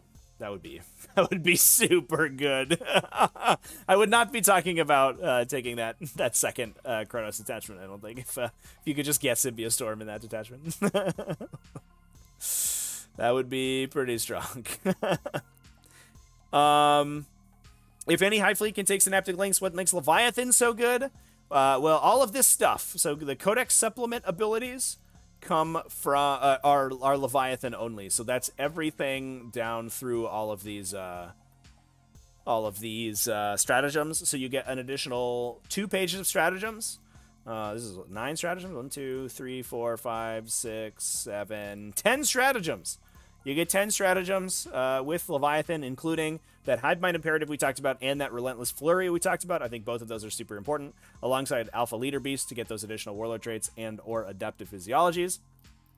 And then you also get more selections of relics, as well as the 3 Warlord traits over here, which are super powerful. So all of that stuff is Leviathan only. Synaptic Links is anything. Christopher, if I go pure Leviathan, and are you hurting yourself? I don't think so. I think you're fine. I was mostly talking about the Chronos plus Leviathan build as an example of a mixed Hive Fleet build that I think could still work. But I think a lot of times you're going to see pure Leviathan going forward. Or maybe like Leviathan plus Kraken or something like that. Turbogun with -1 to wound. Encephalic Diffusion gets wounded by strength 8 shooting on 6s. Hell yeah, dude. I think that's the most interesting place for a Turbogon is like this big idiot who just sits in the middle of the table. It's like, you can't kill me. I give reroll to wounds to Hive Guard. The fact that like Encephalic Diffusion costs 2 CP. You're buying a relic, which probably costs you another CP. The Encephalic Diffusion also is only one round. You have to use that multiple times. And then you're also paying 205 points. Is that right? 205 points for the Turbogon plus 150 at least for the Maleceptor. So you're down like 360 points, 370 points if you take the upgrade on the Maleceptor. That's like super fun, but it's a lot for 2 models that really only deal damage in the Psychic phase. I don't want to write the Turbogon off though. I don't like how expensive it is, but I definitely think that I mean, the ability is super strong, so we'll see. How does the Synaptic Link work? It affects any Tyranid? No. So there is a diagram right here, which is great. So the Synaptic Links are targeted abilities. The model with the Synaptic Link ability chooses something within 12 inches to be affected by the Synaptic Link. Only the unit that you choose gets the Synaptic Link ability. The benefit is that your range gets extended depending on your proximity to other Synapse creatures. So you can choose the target within 12 inches of yourself or within 12 inches of another Synapse creature that you're within 12 inches of. So as long as you have Synapse creatures chained within 12 inches of each other, you can ping it down the chain and hit somebody really far away with the Synaptic Link ability. Otherwise, it works just like a Chapter Master ability, like from Space Marines, where you're like, all right, it's the command phase, you get your rerolls this turn. It's just like that. You just have the ability to, like, ping it down the chain. Reroll damage on Tyrannifexes with Rupture Cannons. I want to believe the gun looks so cool. Yeah, I don't know. I would almost be into it if you could put the reroll hits on the Tyrannifex, but man, a 4+ ballistic scale on like a 200-point weapon platform that gets 4 shots, that gets 4 shots if it doesn't move. I don't think we're there, unfortunately. I think you want either like Venom Cannons are a good place for that reroll wounds. Like high volume D3 damage, I think, is where that reroll wounds is going to really get you some good money. It also affects you in melee. Yeah, it's all attacks for that ability. So it also works on like the Maleceptor itself, and I imagine that's why it was put on the Maleceptor. I went way too far. Where am I? Oh, I'm in Blood of Ball right now. That's why we're perfect. Nailing it. Yeah, anytime you make an attack. So I imagine that's why I was pulling a Maliceptor, because the Maliceptor has those big D6 damage stabby claws. So be getting reroll wounds on, or reroll damage rolls on those helps you a lot. So it does impact the Maliceptor a little bit for itself. But I think most of the time you want to be putting it on something that like shoots a billion D3 damage shots or something like that. And then you can just be like, here's a bunch of damage, reroll all my rolls of 1 or whatever, and you're like capping out at 2+ wounds, which is awesome. If you run double Dimacaron, should you have a Kraken patrol? Kraken makes the best use of Dimacarons, but I don't think it's necessary. The benefit of Dimacarons in Leviathan is that you're actually a little bit more resilient to the Alpha Strike, because you have that 6+ damage ignore built in. You don't have to trigger your Spine Maws, and you don't have to cast Catalyst on them to get a damage ignore roll on them. And that's, on average, 3 extra wounds per Dimacaron, which is like, it's not nothing. So if you're playing like a defensive, if you have a defensive core to your army and there's a Venom Thrope there and there's maybe a Maliceptor and you can layer the defensive buffs on them, I think Leviathan's the place to be to keep them alive on turn 1. And that makes your game plan more consistent, not to mention the fact that you can redeploy them as well. So you could potentially like deploy them aggressively and your opponent goes first and you just pull them back out of range or put them in a strategic reserve. So like, I'm kind of ambivalent on it, I guess. My real question would be, what other units do you have in your army? Because if your Leviathan detachment is like all shooting, and then your Kraken detachment is like all fast stuff, you can afford to put Swarmlord in the Kraken detachment. But you have to have Swarmlord with the Dimacarons. They're not going to get anywhere without Swarmlord. So he has to be in the same detachment that they are in order to buff them, or he has to be in the same Hive Fleet at least. And if you have stuff that you would want to be Swarmlording in your Leviathan detachment, definitely don't put that guy in Kraken, because then he couldn't move them again. What's the benefit of subscribing to my Twitch channel? Well, first off, I'm eternally grateful, so that's helpful. But you also get instant access to any stream VODs. They stick around on Twitch for subscribers only for about 2 weeks, and then they go to the replay channel. So if you miss a stream, you can watch it immediately. That's the biggest benefit. You also get ad free. You don't have to watch ads when you get onto the stream, and you get some special emojis as well, which is pretty cool. Do they need to nerf Exocrines or just make the Tyrannifex better? So Exocrines already got nerfed in this release. There's between you and me, chat. When they reworded the Exocrine stratagem in the last FAQ, they made it so that Exocrines don't double tap when they use the stratagem on themselves. I don't think that was intentional, and if anybody keeps playing it that way, I will not fight them on it, because that's dumb as hell. But they might have already nerfed Exocrines. But also, Symbiostorm no longer triggering on 5+, only trigger on 6+ now, means that Exocrines are significantly less powerful. So I would, I'm already I was already a little bit sad on Exocrines, just the 36-inch range and strength 7. Everything's like T8 now. Everything's a 48-inch range now. And there's so many things that are like, chilling in the back of their table. There's a Lynx back there, and you're like, I can't deal with this Exocrine. He's too short. I got Harry Dan for that now. He's helping me out. Does the Malanthrope have a Synaptic Link ability? No, it doesn't. I think they left out the Forge World stuff. So the Forge World stuff doesn't get, like, specific abilities in this. Chris, all the Leviathans shooting? Then yeah, I wouldn't feel too bad about taking a super fast Kraken detachment. You got a bunch of shooting in there. You got maybe double Dimacaron, a Gene Stealer unit. Pretty good. Painting an Exocrine right now. That's okay, Dan. I don't think I'm not gonna come here and tell you Exocrines are bad. Like that's I ain't about that life. Exocrines are still fine. They just aren't like as super powerful as they were before. Obsec Gargoyles and Raveners, are they a thing now? I think definitely.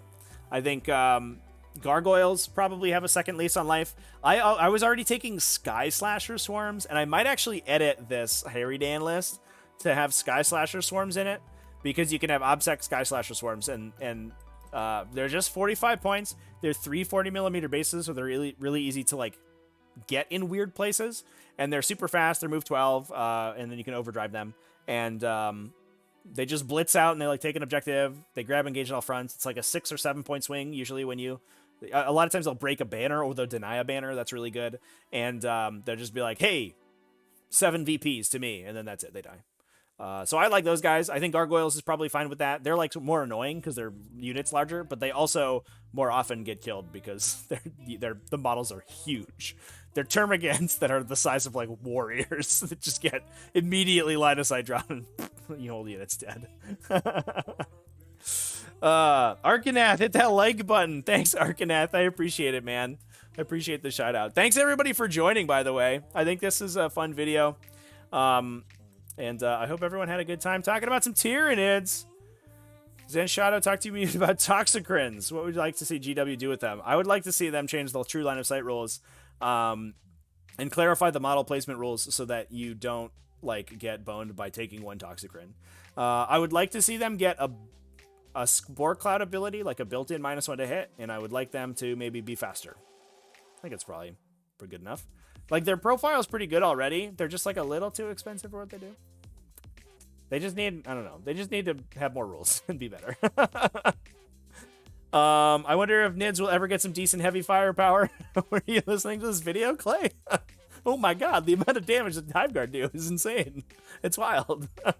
You're hitting on 2s, you're rerolling 1s, you're you know, winning on 3s, rerolling everything.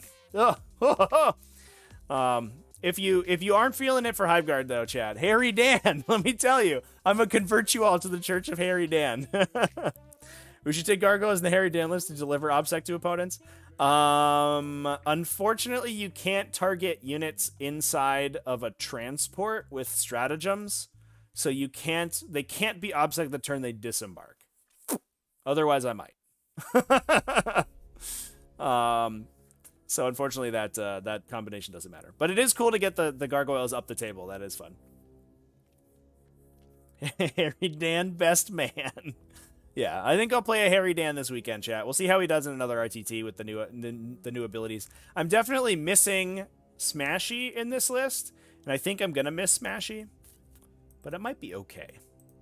And it honestly, like, I'll play a couple of events with the redeploy strat, and I'll decide whether or not I feel like I need it. I think it's so much more efficient than strategic reserving, and it like makes your game plan super duper solid. But it may be just like it's meta dependent or whatever, and I can switch back to having 2 adaptive physiologies. But getting a warlord trait plus 2 adaptive physiologies is like, feels so good. Got to pick up another free Hiveguard, Clay? Hell yeah, dude.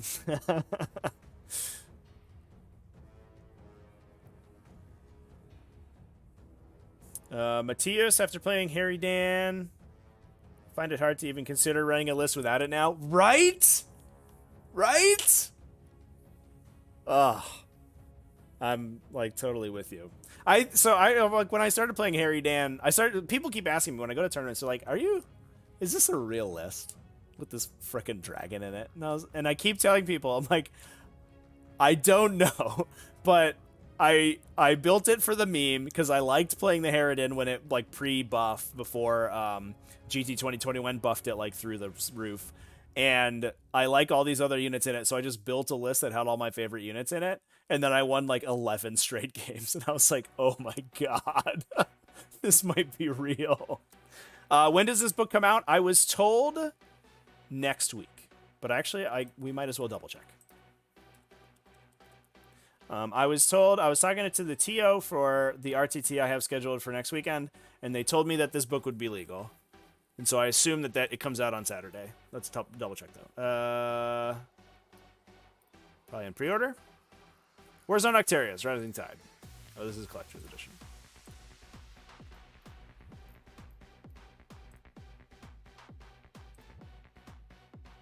Great. Thank you, GW.com. No, no available.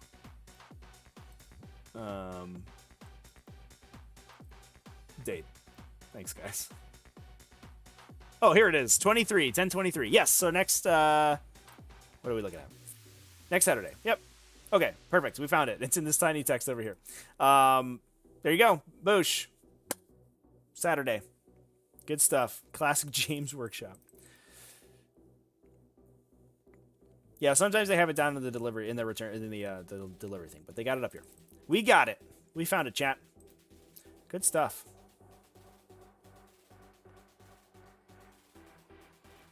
Yeah, I do think like TOs. So there's always the question about the Harridan, right? Because it has that weird interaction with long table edge deployments, where rules is written it should be able to deploy normally, but some people rule otherwise.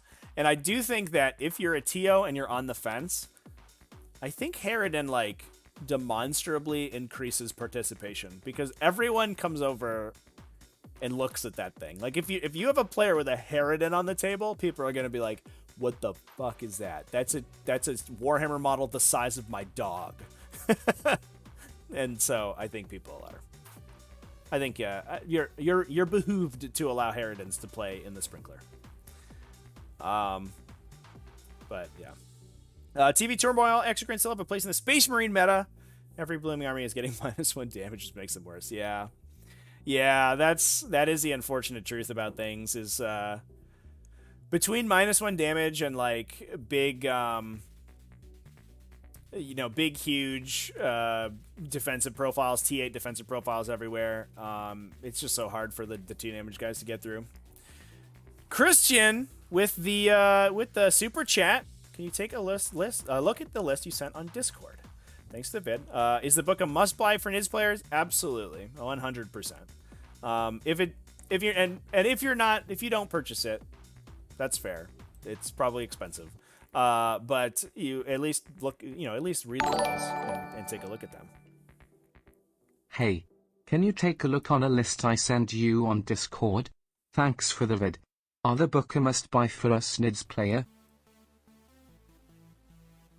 Thanks, TTS. That was a little bit of a delayed text-to-speech there, but I appreciate the donation, Christian. Let's take a look at your list, man. I'm going to grab it and throw it in a paste bin here.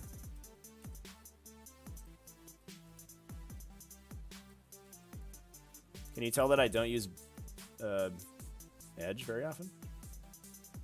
All right, let's take a look. So we are in Leviathan, so we're using all the new stuff, I assume. We have a Broodlord, a Neurothrope. Who's the Warlord? There's no Warlord trait listed. Did you note them? No. What's the Warlord trait we're going for on the Neurothrope here? We have Swarmlord, Catalyst, Onslaught. Love it. Psychic Scream on the Broodlord. Love it. We could Resonance Barb that guy. He's a good Resonance Barb caddy. And if he's just like running around and dealing damage to people. 14 Gene Stealers. It's a little bit low, but as like a counterpunch, they're doing okay. 2 units of Tyranid Warriors, 1 unit of Hive Guard, 2 Lictors, Exocrine, and Harridan. Hell yeah. I like the 2 units of Tyranid Warriors. I assume that's where 2 of our Synaptic Links are going. So we can buff both the Hive Guard and the Harridan every turn. Love it. Broodlord probably gets the 3rd Synaptic Link. And then we have a Neurothrope and Swarmlord to sit in the back and buff stuff up. I think...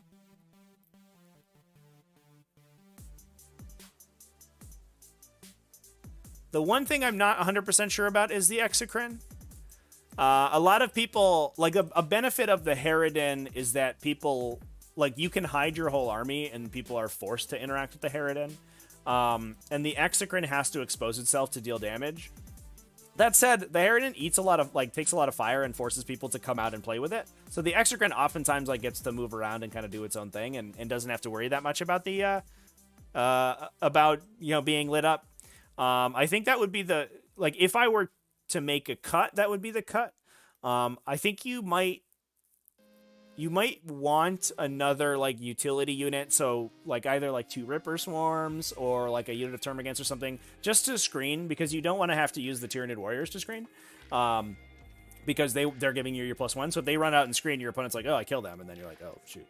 Now I'm -1 to hit everything. But I think as a baseline, it's very solid. The screening is probably the biggest question mark in my book. You do have the Lictors who can use it if you want to play the Lictors more aggressively. You can deploy them on the table and then overdrive them out to screen areas of the table. The Harridan's also randomly a really good screen because he can't be charged by things unless they fly coming out of Deep Strike, and it doesn't really matter where he is on the table. People are going to see him, so you're not really worried about him positionally.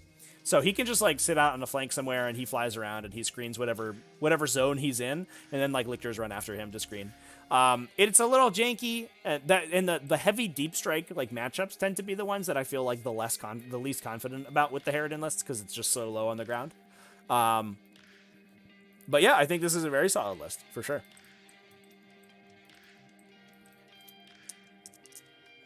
I would definitely like to see Resonance Barb on the Broodlord for sure. I think the 4 smites is like sort of the where you want to be. So you get the smite scream off the Broodlord, you get smite off the Neurothrope, and smite off the Swarmlord. That feels the best. So yeah, like it a lot.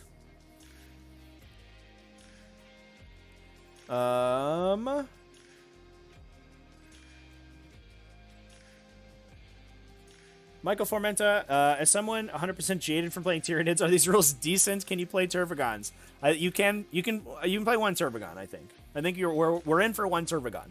It's more of a support piece. It's going to give rerolls to Hiveguard or Exocrines or something, rerolls to wound. But I don't like the Turvagon as like a super optimal choice because it's so expensive. I do think the Turvagon is eminently playable with these rules. So if you're like, I really want to play a Turvagon, go for it, man. I think the Turvagon as a support piece and like a big tank for a gunline army, gonna do good.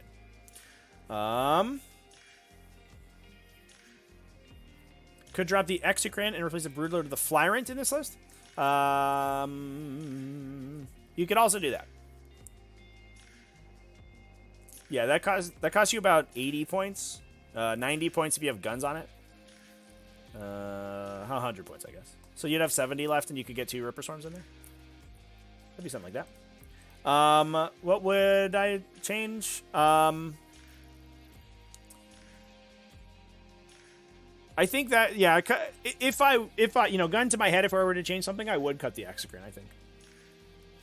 And I would... I think I would upgrade the Neurothrope. I wouldn't upgrade the Broodlord to a Hive Tyrant, and then I would get 1 or 2 more little units in there. That'll just help you like on the ground. You'll find it a lot easier to hold objectives down and stuff when you have like some idiots who can just run onto objectives and screen. Do you get the shared faction bonus for the Harridan? Yeah, you do. Harridan costs 1 CP now. You onslaught either Swarmlord himself, or you onslaught the Hiveguard if they have to move. That's one thing I didn't mention before, is that Hiveguard and a Leviathan detachment are so much more flexible than they are in a Chronos detachment. Because in Chronos, you lose your reroll ones to hit as soon as you move, regardless of whether or not you're onslaughted. So Chronos Hiveguard are incentivized to just like lock in place. They like put the stabilizers down and they just shoot all game. Whereas the Leviathan Hiveguard can move and get onslaughted, get the full rerolls. Even if they don't get onslaughted, they still hit on 4s rerolling, which is a 75% chance to hit. So they don't lose that much for moving. You just have to like cast the onslaught and that's it. So you're jostling the Hiveguard around to get good shots or to get out of people's way or to move onto objectives is actually like possible in a Leviathan list where it's so bad in a Chronos list. So onslaught's actually a big deal for the Hiveguard. I actually went through that same thought process myself because I was putting onslaught in my list. I was like, oh, who's my onslaught caddy? And I was like, well, there's no swarm, like there's no smashy. Do I need onslaught? The Jade Stealer's advanced in charge, and I was like, oh crap, these Hiveguard can get onslaughted all day and just wander around the table. Yeah, also Swarmlord himself, being able to advance twice is a big deal, yeah. That's the big one. You often want onslaught with Swarmlord so he can super threat, but it's like, you could cut it, but because the Hiveguard in there, it also lets you bring the Hiveguard on from out from reserve if you need to reserve them with strategic adaptation, and then you can onslaught them afterwards, and then they count as stationary. Or they don't count as stationary. They don't suffer the penalty. They definitely don't count as stationary. Tyrannifex, Hive, Boar, or Flesh Boar Hive with the Stratagem, 40 shots with rerolls. With which stratagem? With the Tyrannifex or the Turvagon ability. Is that what you mean? I think that's like probably fine. They hit on 4s though. No, I'm still out. You have to stand still, which they're never gonna do because it shoots like 20 inches, and you can't reroll to hit. No, I'm out. Tyrannifexes. I'm sorry, Tyrannifexes. I want you to be good. I want acid sprays to be good. I think those are so cool. How do I download Tyranids into Battlescribe in order to make lists? So you go to here, and you go to add data, and then you find the Warhammer 40,000 thing. I think I've already added it, so I don't know if it shows up here. Warhammer 40,000. Yeah, here it is. And you click that button, and then click done, and it'll download everything, and then you're good. When you make a new list, you just we just did it here, but we can do it again. Save it as, I don't know, Octarius stuff. Hashtag just Octarius things.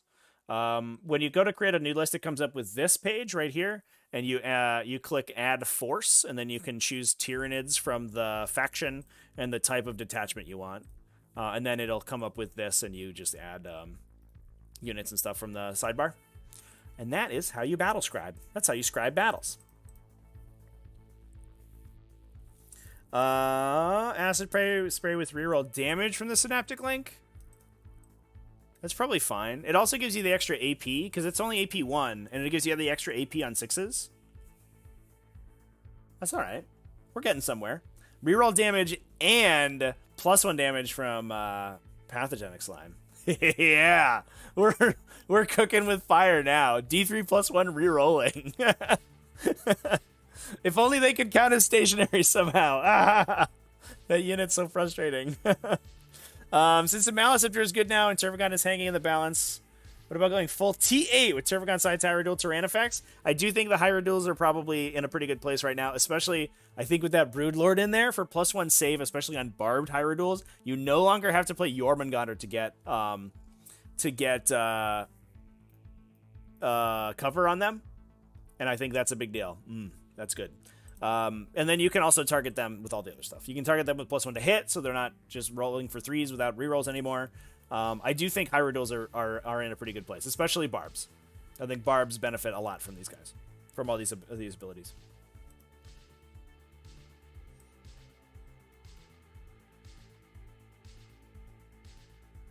Yeah, the T8 front lines benefit a lot from the Maliceptor too. The Maliceptor aura is actually really... or the synaptic link specifically is actually not very good on on the Hyradules because they don't have any random damage besides their melee weapons. So I might just leave the synaptic link at home, but you can open that for Broodlords and Warriors. You just got like 2 little units of Warriors and a Broodlord in the back, or vice versa, like buffing them all up, and the Maliceptor's in there with Encephalic Diffusion. That seems like that's a game plan. Let's build that list, chat. Let's go.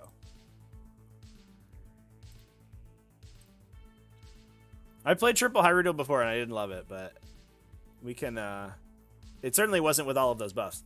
So we want Barbs, right? 1, 2, 3. Go big or go home. I do think we still want Hive Guard, which is not great, but, and we want the Maliceptor, and we want a Turvagon. And then we want Broodlords. That's 3 casters already. This is a real list, actually. And then we want... I'll probably take... We want Lictors. Probably 2 Lictors. Got 3 my elites. And some troops. I want to say Hormagaunts.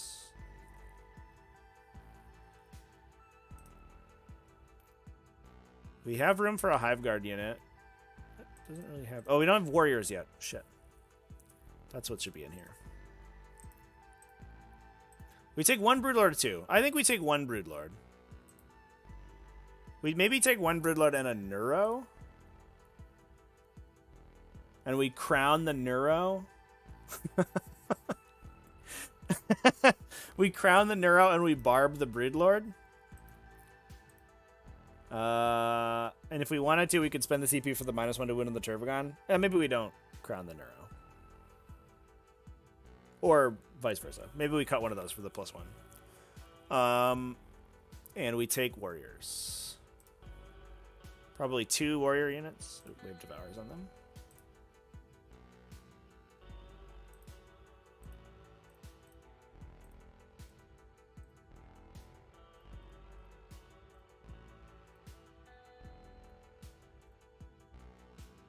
So this is over points right now. This is 30 points left. Because it's 45 for the 3 synaptic augmentations.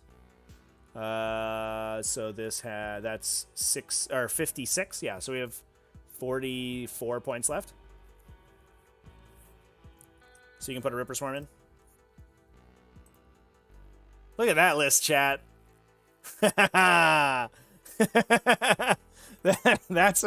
That's a real list right there. That's actually sick. Hot damn. We're all in on the T8 front line. Woo.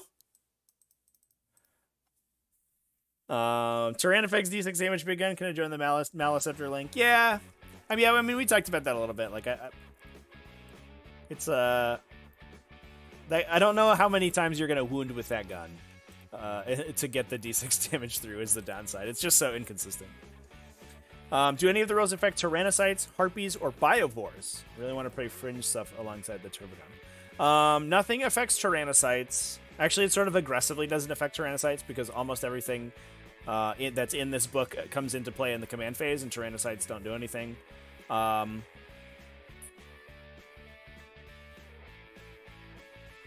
It also...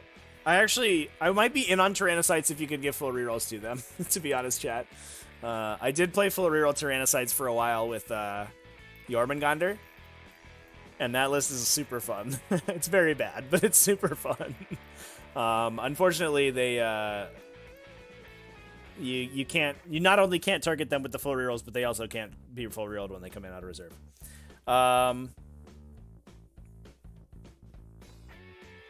Termagants are mandatory. I don't know if I would, because the Termagant units that you need to play with the Turbogon are like it specifically needs like 30-man Termagant units with 10 flesh borers in them, and like that, I don't know if that unit's good enough for me to really want to take it. Carnifexes still suck. It doesn't matter what the book has unless Carnifexes stop hitting wounding and 4s. Yeah, I think honestly, like I'm gonna be honest, Chad. I think the big issue with Carnifexes, and especially in relation to this book, is that they vehicle squadron. If Carnifexes remained as a unit of 3 after they deployed, I actually think that they would be worth looking at with this book, because you could do things like, I mean, not only could you cast Catalyst on a unit of 3 of them, which would be much better. You could give them +1 cover, +1 of the cover save. You could give them, literally any of these Synaptic Link abilities treble in effectiveness against a unit of Carnifexes versus a single one, and it's just unfortunate that they split up now. I would be interested in looking at them if they didn't split, but the fact that they, like, you're only affecting this like basically 100-point idiot with like this ability that costs you a huge amount of effectiveness, you might as well just put that on a 300-point monster or a big unit of infantry or whatever. Are the double objective secure Hormagon bombs a thing to steal primary? Absolutely. We talked in at length about that stratagem. That stratagem's incredible. It's super good. Not just like the double, a Hormagon bomb like going in aggressively. If it's 10 models and you need the stratagem to outnumber your opponent on an objective and you're just running to get it, I think that's great. That's going to be a super good use for it. If you have like 30 Hormagons and you're like, haha, I'm double numbers and I'm going to take your objective, they're like, yeah, you took it, but you're going to take it anyway, and then I'll kill you. But the real issue is going to be when like they come back at you and they're like, I have 5 Ultramarines and you have 3 Hormagons. Haha, what are you going to do? And you're like, double numbers, and now I outnumber you and I take the objective back. Like, those situations are going to be super annoying. for your opponent, not for you. That's awesome. That, I can't talk enough about that stratagem. It's so good. Good stuff. Hormagaunts are cheaper than Gene Stealers if they die. That's true. But Gene Stealers deal damage before they die. That's the difference. Like, Gene Stealers are harder to kill, you know, model for model than a Hormagaunt, and Gene Stealers will kill, like, you know, at least, like, 7 points of their cost before they go down. Gene Stealers also don't need Onslaught to advance and charge, which is a really big deal as well. I mean, Gene Stealers, I think, sort of demonstrably went out in the... in terms of, like, big units fighting each other. Hormagaunts are more effective, in my opinion, as just a 10-man. I think Hormagaunts are still, like, they're not a bad unit for sure. A move 8 infantry model with objective secured is super good. And you're always going to, you know, if you have the 10 points to upgrade a Termagant unit to a Hormagant unit, you're always going to do that. It's super duper solid. All right, chat. Well, this has been a super fun video. I'm glad everybody tuned in, and we had so many people hanging out in the chat room. I really appreciate everyone who came in. Christian, I appreciate the super chat. Thanks, man. Thanks for the support. I am gonna go ahead and sign off momentarily here. I am gonna be live on Twitch. So that's twitch.tv/tacticaltortoisetv tomorrow at 3 p.m. U.S. Eastern Time. So 21 hours from now, just about. That's going to be a Grey Knights versus Drukhari finals game from a T5S2 pod. Please come hang out with that. If you missed it as well, I can't believe I haven't talked about this at all. One of the reasons we had so many technical problems is that I took my whole setup down so that I could go to ArmorCon and stream in-person games, and my voice is shot today because I shoutcasted 15 hours of 40k over the weekend. The VODs for that, they're available on Twitch right now if you're a subscriber. They're going up. The first 2 rounds, I think, are up on Tactical Tortoise TV, youtube.com/tacticaltortoisetv. And please go check those out. Let me know down in the comment sections what you think about that stream setup, because I'm going to be streaming more in-person games in the not-too-distant future, chat. So I'm moving into a new space, and the setup's going to look very much like it did in that stream. And I'm just super psyched about it. So hopefully the folks who checked it out over the weekend, thanks everybody for coming in and looking at it, for those who did. And if you haven't, go check it out in the video. And I hope you like it, because we're going to be doing more of that. I'm also lining up a convention in January. It looks like I'm going to be streaming again as well, shoutcasting that convention. So we're doing a lot of streaming, everybody. It's good stuff. Any chance I could write the changes on Discord? Oh, write the list changes, Christian? Absolutely. Yeah, I'll shoot you a message. No problem, dude. Yeah, but other than that, I'm also going to be live. We're going to be light on videos this week for the channel because I'm still in the moving process. There's some weird paperwork we have to get filled, so I haven't moved everything over yet. I'm in like a bare bones apartment right now with nothing in it. But I will be streaming just about every day. So around 3 to 4 p.m. every day, we're either going to do painting, we're going to do hangouts like we did here, talk about rules. I'm going to do maybe some gameplay and stuff. I'm going to try to grind some games of the Octarius, with the Octarius rules. And it's going to be a good time. So drop over and give me a follow on Twitch. And lastly, I guess if you haven't yet, we got our Orktober giveaway going on. Should be a link down in the video description. But if you haven't jumped on that yet, get on it, dude. You can win an orc army. And there's a bunch of different ways to join that, one of which is follow on Twitch. So, cheers. All right. Well, that's going to be it for me, everybody. Thanks so much for tuning in, everyone who did. I'm going to rest my voice here a little bit. But I hope everybody keeps it classy and has happy wargaming. And happy om-nom-nomming, Tyranid play.